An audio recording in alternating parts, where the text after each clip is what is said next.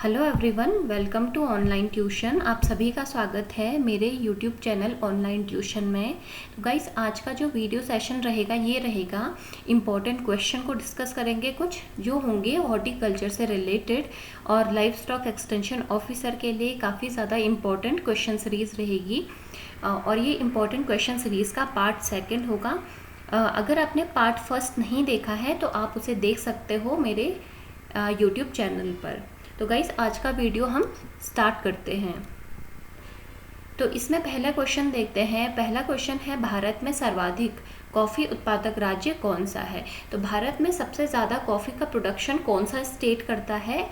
Option देख लेते हैं। ऑप्शन है, first option is Assam, second is Karnataka, third is Kerala and fourth is Tamil Nadu. तो कॉफ़ी प्रोडक्शन में जो सबसे ज़्यादा कॉफ़ी उत्पादन करता है जो राज्य, वो है कर्नाटक। तो इसका जो राइट ऑप्शन हो जाएगा ये हो जाएगा ऑप्शन नंबर बी, कर्नाटक। तो जो पहला नंबर है ये है कर्नाटक,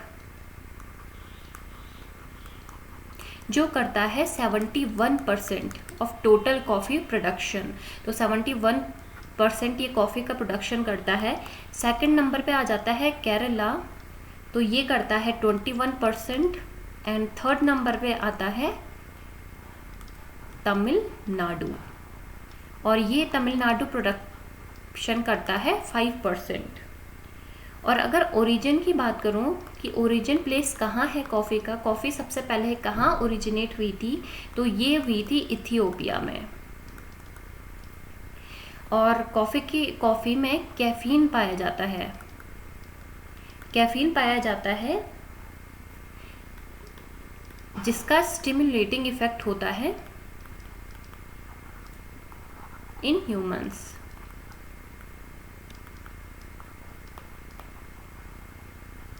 और अगर कॉफ़ी टाइप की बात करूं कि कॉफ़ी की जो दो वैरायटीज़ होती हैं वो इम्पॉर्टेंट है, वैरायटीज़ ऑफ कॉफ़ी। तो फर्स्ट है कॉफ़ी अरेबिका एंड सेकंड जो वैरायटी है ये है कॉफ़ी रोबस्टा। तो ये दोनों कॉफ़ी की काफ़ी ज़्यादा पॉपुलर वैरायटीज़ हैं। और अगर फैमिली की बात करूँ तो जो कॉफ़ी होती है ये आती है फैमिली रूबिएसी में। और अगर कॉफ़ी प्रोडक्शन इन वर्ल्ड की बात करूँ कि सबसे ज़्यादा प्रोडक्शन कौन सा कंट्री करता है, तो फर्स्ट नंबर पे आ जाता है ब्राज़ील। तो ब्राज़ील सबसे ज़्यादा कॉफ़ी प्रोड्यूस करता है। सेकंड है वियतनाम एंड थर्ड पोजीशन पर आ जाता है इंडोनेशिया। तो ये कॉफ़ी के बारे में कुछ इम्पॉर्टेंट पॉइंट है कि अगर वर्ल्ड की बात करूँ तो ब्राज़ील फर्स्ट नंबर पे है, मैक्सिमम प्रोडक्शन करता है कॉफ़ी का। सेकंड नंबर पर वियतनाम एंड थर्ड नंबर पर इंडोनेशिया। अगर स्टेट्स की बात करूँ इंडिया में तो सबसे ज़्यादा है कर्नाटक, सेकंड है केरला एंड थर्ड है तमिलनाडु। और वेराइटीज़ की बात करूँ तो कॉफ़ी अरेबिका और कॉफ़ी रोबस्टा इसका सबसे ज़्यादा पॉपुलर वेराइटीज़ हैं। और जो कॉफ़ी है ये आता है रूबिएसी फैमिली के अंडर और इसमें पाया जाता है कैफीन। तो इस क्वेश्चन का जो राइट ऑप्शन हो जाएगा ये हो जाएगा option number 2, Karnataka. Next question की ओर चलते हैं। नेक्स्ट क्वेश्चन है, स्पॉन्जी टिश्यू डिजीज़ या स्पंजी ऊतक क्षय जो रोग है वो किस फल का हानिकारक शारीरिक रोग है? तो ऑप्शन देख लेते हैं। फर्स्ट है अनार, सेकंड है केला, थर्ड है आम एंड फोर्थ है चेरी। तो आप यहाँ पर पिक्चर में देख सकते हो ये है मैंगो। तो ये मैंगो का एक फिजियोलॉजिकल डिसऑर्डर है। तो ये इसका जो राइट ऑप्शन है ये हो जाएगा ऑप्शन नंबर 3 इज़ राइट। तो स्पॉन्जी टिश्यू डिजीज़ मैंगो में होती है। और जो स्पॉन्जी टिश्यू डिजीज़ है ये है राइपनिंग डिसऑर्डर है। और इसमें वाइट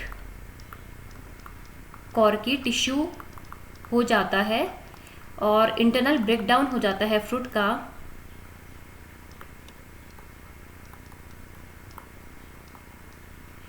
और साथ में जो सब मैंगो की जिस वैरायटी में सबसे ज़्यादा ये डिजीज़ हो जाती है स्पॉन्जी टिश्यू, तो वो है अल्फांसो।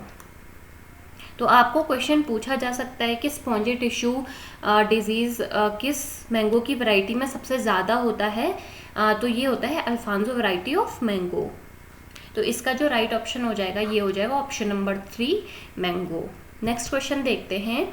नेक्स्ट क्वेश्चन है आम की कौन सी किस्म है जो रसोई उद्यान या किचन गार्डनिंग के लिए उपयुक्त मानी जाती है। तो किचन गार्डनिंग के लिए सबसे अच्छी कौन सी वैरायटी होती है मैंगो की।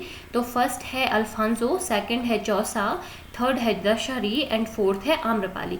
तो जो किचन गार्डनिंग के लिए सबसे ज़्यादा अच्छी किस्म मानी जाती है ये है आम्रपाली। तो इसका ऑप्शन नंबर डी बिल्कुल राइट हो जाएगा। तो ये है आम्रपाली वैरायटी ऑफ मैंगो। और आम्रपाली की बात करूं तो ये हाइब्रिड वैरायटी है मैंगो की जो बनाई गई है दशहरी और नीलम के क्रॉस से। ये भी कई बार पूछा जाता है कि दशहरी और नीलम के क्रॉस से कौन सी वैरायटी बनाई गई है या आम्रपाली वैरायटी किन के क्रॉस से बनाई गई है।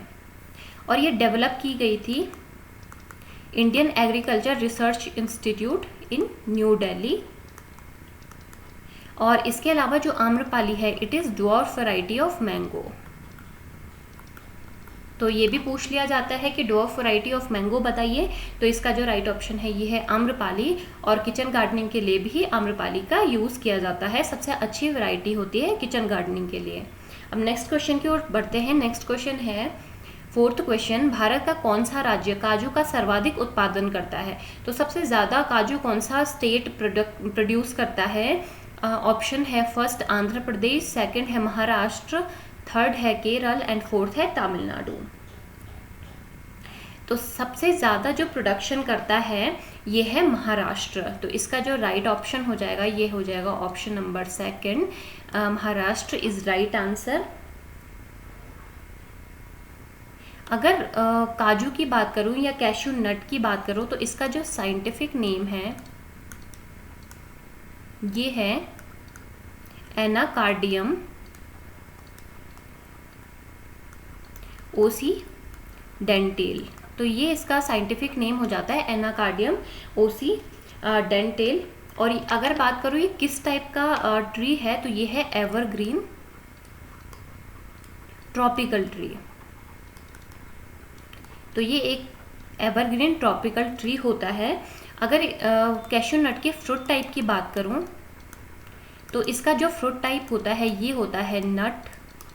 और अगर एडिबल पार्ट की बात करूं कि कौन सा भाग इसमें खाया जाता है तो इसका जो कॉटिलिडन पार्ट है तो ये एडिबल पार्ट होता है कैशू नट में। अगर नेटिव की बात करूं कि कैशू नट का नेटिव प्लेस कहाँ है तो ये है सेंट्रल अमेरिका। और सबसे ज़्यादा प्रोडक्शन करता है जो कंट्री तो ये है वियतनाम। मैक्सिमम प्रोडक्शन करता है कैशू नट का। सेकंड नंबर पे आ जाता है इंडिया। तो इंडिया सेकंड नंबर पे है कैशू नट प्रोडक्शन में। और अगर फैमिली की बात करूं कि ये किस फैमिली से बिलोंग करता है तो ये बिलोंग करता है एनाकार्डियेसी फैमिली। एनाकार्डियेसी फैमिली से ये बिलोंग करता है। तो इस क्वेश्चन का राइट ऑप्शन है महाराष्ट्र। तो सबसे ज़्यादा महाराष्ट्र में महाराष्ट्र काजू का उत्पादन करता है। और फर्स्ट नंबर पे आ जाता है महाराष्ट्र, सेकंड पे आ जाता है आंध्र प्रदेश एंड थर्ड जो पोजीशन है ये है उड़ीसा की। तो अगर स्टेट्स की बात करूँ तो फर्स्ट पे महाराष्ट्र है, सेकंड पे आंध्र प्रदेश एंड थर्ड पे उड़ीसा। और अगर इंडिया की बात करूँ तो कौन से प्लेस पे है ये है सेकंड नंबर पर। और जो मैक्सिमम प्रोडक्शन करता है वर्ल्ड में कैशू नट का तो ये है वियतनाम। इसके अलावा इसका साइंटिफिक नेम है एनाकार्डियम ओसीडेंटेल और फैमिली होती है एनाकार्डियेसी। और फ्रूट टाइप की बात करूँ नट इसका फ्रूट टाइप होता है। और एडिबल पार्ट जो होता है ये होता है कॉटिलिडन। अब नेक्स्ट की ओर चलते हैं। नेक्स्ट है फिफ्थ क्वेश्चन, आम में काला सिरा या ब्लैक टिप जो डिजीज़ होती है उसका क्या कारण होता है। तो फर्स्ट है वायरस, सेकंड है फंगी, थर्ड है बैक्टीरिया एंड फोर्थ है बोरोन का अभाव। तो जो ब्लैक टिप डिजीज़ होती है इसे इंटरनल नेक्रोसिस भी कहा जाता है। इंटरनल नेक्रोसिस डिजीज़ होती है ये। तो ये आप यहाँ पर देख सकते हो, अगर मैंगो में इस टाइप का कोई ब्लैक सिरा हो जाता है, अगर काला सिरा, तो ये होता है बोरोन की कमी के कारण। अगर बोरोन का अभाव है मैंगो में तो ये ब्लैक टिप डिजीज़ इसमें हो जाती है। तो इसका जो फोर्थ ऑप्शन है ये है राइट। अब सिम्टम्स की बात करूं तो ये राइपनिंग स्टेज में होता है, जब फल पक रहा होता है तो उस टाइम पर इसमें ब्लैक टिप डिजीज़ हो जाती है और नेक्रोसिस हो जाता है ऑन टिप ऑफ फ्रूट्स। जो इसका टिप होता है मैंगो का तो वो ब्लैक हो जाता है और फ्लैट हो जाता है। और अगर इनर पोर्शन की बात करूं तो वो सॉफ्ट हो जाता है, road turned and secretion of dark brown liquid. तो अंदर से डार्क ब्राउन सा एक द्रव सा स्राव होता है अगर इसमें ब्लैक टिप डिजीज़ हो गई हो। तो इसका जो राइट ऑप्शन है ये है बोरोन के डेफिशिएंसी के कारण मैंगो में ब्लैक टिप डिजीज़ हो जाती है। अब नेक्स्ट क्वेश्चन की ओर चलते हैं। नेक्स्ट क्वेश्चन है सिक्स्थ क्वेश्चन, बहुभ्रूणीयता या पॉली एम्ब्रियोनी किस फल में पाई जाती है? फर्स्ट ऑप्शन है जामुन, सेकंड है आम, थर्ड है सिट्रस फ्रूट्स में एंड फोर्थ है सभी में। तो जो पॉली एम्ब्रियोनी होती है ये पाई जाती है, जो ये फोर्थ ऑप्शन है ये राइट है। तो ये जामुन, आम और सिट्रस स्पीशीज सभी में पॉली एम्ब्रियोनी पाई जाती है। अब अगर पॉली एम्ब्रियोनी की बात करूं तो ये क्या होता है? बहुभ्रूणीयता। आप नाम से देख सकते हो, बहुभ्रूणीयता मतलब एक से ज़्यादा एम्ब्रियो होना या एक से ज़्यादा भ्रूण का पाया जाना। तो अगर इसकी बात करूं, the formation of more than one embryo from a single fertilized ovum या कहूँ शीट। तो एक शीट के अंदर एक से ज़्यादा एम्ब्रियो का डेवलप हो जाना, फॉर्मेशन हो जाना, तो यही पॉली एम्ब्रियोनी कहलाती है। और इसको सबसे पहले इसको डिस्कवर्ड किया था पॉली एम्ब्रियोनी को, तो ये 1719 में डिस्कवर्ड हुआ था। और डिस्कवर्ड किसने किया था? ये किया था एंटोनी वॉन ल्यूवेनहॉक ने। तो एंटोनी वॉन ल्यूवेनहॉक साइंटिस्ट ने इसको डिस्कवर्ड किया था। और सबसे पहले किस स्पीशीज़ में डिस्कवर्ड किया था? ये किया था सिट्रस स्पीशीज़ में। तो ये भी पूछा जा सकता है सबसे पहले कि पॉली एम्ब्रियोनी किन किन फ्रूट्स में पाया जाता है और सबसे पहले इसकी डिस्कवरी किस साइंटिस्ट ने की थी, कब की थी और किस में सबसे पहले उन्होंने देखा था कि पॉली एम्ब्रियोनी पाई जाती है फ्रूट्स में। तो ये आपको क्लियर हो गया होगा। अब यहाँ पर आप इमेज में देख सकते हो, ये मैंगो का शीड है।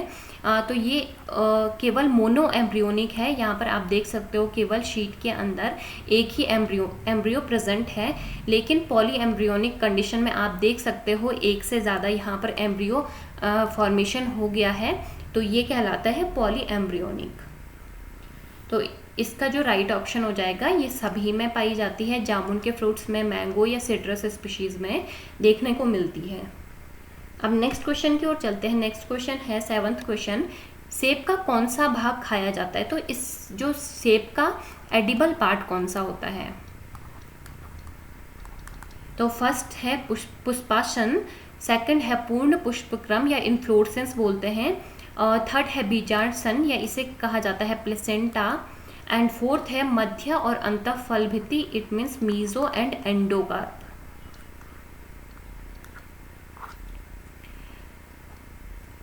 तो इसका जो राइट ऑप्शन हो जाएगा ये हो जाएगा पुष्पासन, तो या इसे कहा जाता है थैलेमस या रिसेप्टेकल ऑफ फ्लावर। तो इसे कहा जाता है पुष्पासन, थैलेमस या रिसेप्टेकल ऑफ फ्लावर। तो इसका जो राइट ऑप्शन हो जाएगा ये हो जाएगा ऑप्शन नंबर 1। तो सेब का जो एडिबल पार्ट होता है ये होता है थैलेमस।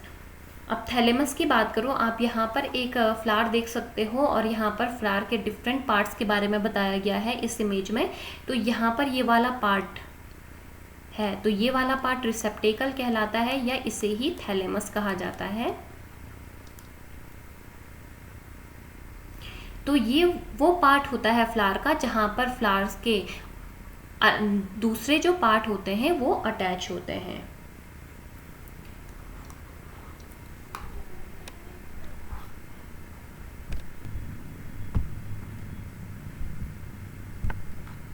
तो अगर बात करूँ मैं ये थैलेमस या रिसेप्टिकल क्या होता है, तो ये होता है end of stalk to which flower is attach. तो पूरा का पूरा फ्लावर जिससे अटैच रहता है तो उसे कहा जाता है रिसेप्टिकल या थैलेमस।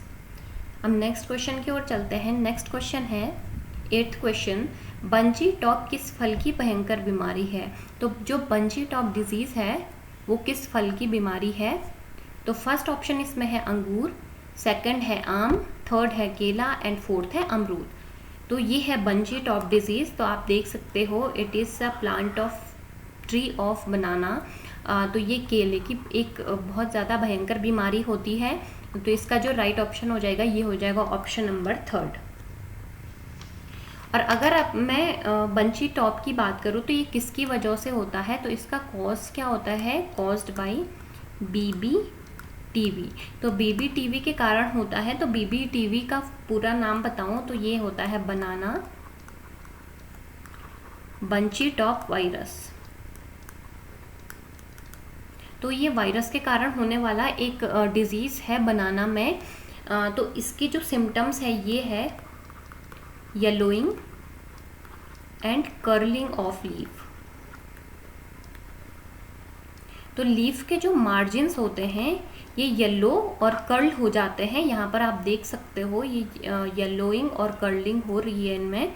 तो ये होता है बंची टॉप डिजीज़ की वजह से, जो होता है बनाना बंची टॉप वायरस के कारण। तो इसका जो राइट ऑप्शन हो जाएगा ये हो जाएगा ऑप्शन नंबर 3rd कि बंची टॉप केले की भयंकर बीमारी है।